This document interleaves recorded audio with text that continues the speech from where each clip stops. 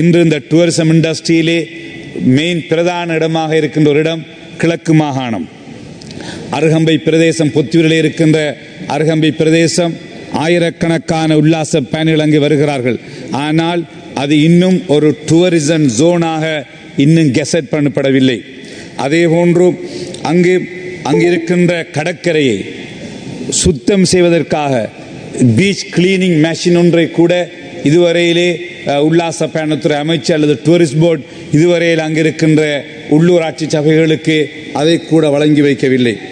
அதே போன்று கடந்த காலங்களில் சீ பிளேன் டூரிஸ்டை கொண்டு வந்து இறங்குவதற்கான அந்த சீ பிளேன் லேண்டிங் டக் செய்யப்பட்டிருந்தது. அது கடந்த 4-5 ஆண்டுகளாக பழுதடைந்திருக்கிறது. அந்த சீ பிளேன் டக் டேமேஜாக இருப்பதால் அதனை திருத்தி அமைக்காததால் அங்கு சீ பிளேன் வந்து இறங்க முடியாததால் உல்லாச பயணிகள் அங்கு வருவதற்கு பிரச்சனை இருக்கிறது. அதே போன்று இருக்கின்ற இடங்களில் 3 மாடிகளுக்கு மேல் ஹோட்டலை கட்டுவதற்கு கூட இன்னும் யூடி அனுமதி வழங்கவில்லை. காரணம், அங்கு பாதுகாப்புக்காக ஃபயர் பிரிகேட் இல்லை என்ற காரணத்தினால் யூடி அதற்கான அனுமதிகளை வழங்கவில்லை. இப்படியான சின்ன சின்ன பிரச்சனைகளால் அந்த அருகம்பை பிரதேசம் இந்த நாட்டிலே முக்கியமான டூரிசம் இண்டஸ்ட்ரிக்கு ஒரு முக்கியமான மையமாக இருக்கின்ற அந்த பிரதேசத்திலே இருந்து அந்த மண்ணிலே அந்த இதை அபிவிருத்தி வேலைகளை செய்யாத காரணத்தினால், அந்த சின்ன சின்ன வேலைகளை செய்யாத காரணத்தினால் நிறைய பிரச்சனைகளை எதிர்நோக்கிறார்கள். ஆகவே கௌரவ சம்பந்தப்பட்ட அமைச்சர் அவர்கள் உடனடியாக அந்த பிரதேசத்தில் இருக்கின்ற அந்த குறைகளை நிவர்த்திப்பதற்கு முயற்சி எடுக்கும் சம்பத்திலே நான் சொல்லி வைக்க விரும்புகின்றேன். அதே போன்றுதான் மட்டக்களப்பு ஏர்போர்ட் இன்டர்நேஷனல் ஏர்போர்ட்டாக கெசட் பண்ணப்பட்டிருக்கிற கடந்த ஆட்சி காலத்திலே அதனுடைய ரன்வே உட்பட பார்க்கிங் அபிவிருத்தி செய்யப்பட்டிருக்கிறது. ஆனால் அங்கிருக்கின்ற டெர்மினல் ஃபெசிலிட்டிஸ் போதாமல் இருக்கின்ற காரணத்தினால் இன்று காலை கூட நான் தொடர்பு கொண்டு கேட்டபோதும் டெர்மினல் ஃபெசிலிட்டிஸில் இருக்கிற அந்த ஃபெசிலிட்டிஸ் போதாமையால் அந்த பேட்டிக்லோ இன்டர்நேஷனல் ஏர்போர்ட்டிலே ஃப்ளைட்ஸை கொண்டு வந்து இறக்க முடியாமல் இருக்கிறது, அல்லது அங்கு வருகின்ற பேசஞ்சர்ஸ் உடைய தேவைகளை நிறைவு செய்ய முடியாமல் இருக்குன்னு சொன்னார்கள். ஆகவே அதனை செய்ய முடியுமாக இருந்தால் டூரிசம் இண்டஸ்ட்ரியிலே எவ்வாறு இந்தியாவில் இருந்து நேரடியாக பலாலி ஜெஃப்னா ஏர்போர்ட்டுக்கு இண்டிகோ ஏர்லைன்ஸ் எப்படி பேசஞ்சர்ஸை கொண்டு வந்து டூரிஸ்டை கொண்டு வருகிறார்களோ அதே போன்று கிழக்கு மாகாணத்திலே பாசிக்குடா, திருகோணமலை, அதே போன்று பொலனறுவை, அதே போன்று பொத்துவில், அருகம்பே இந்த பிரதேசங்களுக்கான டூரிஸ்டை பேசஞ்சர்ஸை நேரடியாகவே பேட்டிக்லோ ஏர்போர்ட்டு கொண்டு வர முடியும்.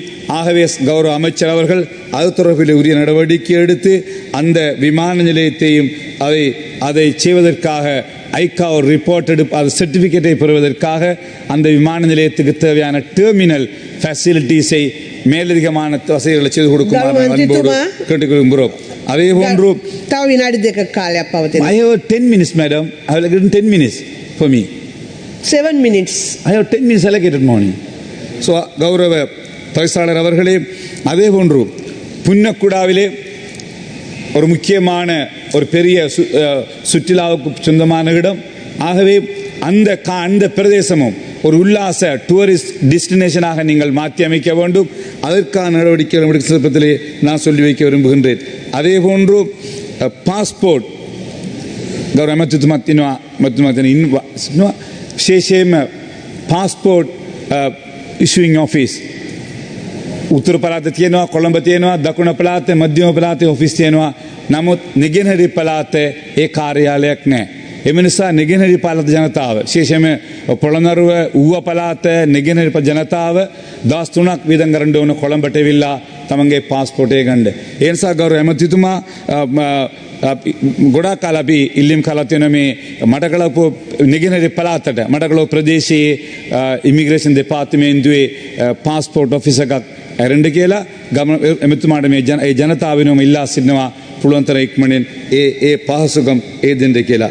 ඒ වගේම ට්‍රින්කෝ හාබර් ඔබතුමාට දන්නවා second largest natural harbour in the world. A harbour එකේ දෙනටත් foreign tourist ලෑනවා ලොකු ශිප් වලින් එනවා. ඒ නිසා ඒ ටූරිසම් හාබර් එක ඒ හාබර් ටුවරිසම් හාබ කියලා එක ප්‍රදේශයේ ගැසට් කරලා ඒ අවශ්‍ය ටුවරිස්ට්ලා එනවා. නමුත් කිසිම පහසුකම් කිසිම ටර්මිනල් ෆැසිලිටිස් හදලා නැහැ. ඒ නිසා ඒකත් අපිට හදන්න පුළුවන් නම් විශාල වශයෙන් නෙගෙනහිර පළාත අපි සංචාර කර්මාන්තයේ අපි සංවර්ධනය කරන්න පුළුවන්. ඒ නිසා ගෞරව ඇමතිතුමා ඒ සම්බන්ධයෙන් කටයුතු කරන්න ඉල්ලා සිටිනවා. කාලය අවසන්. வீடியோக்களை மிஸ் பண்ணாமல் பார்க்க இன்றே ஷார்ட் நியூஸ் யூடியூப் சேனலை சப்ஸ்கிரைப் பண்ணுங்கள்.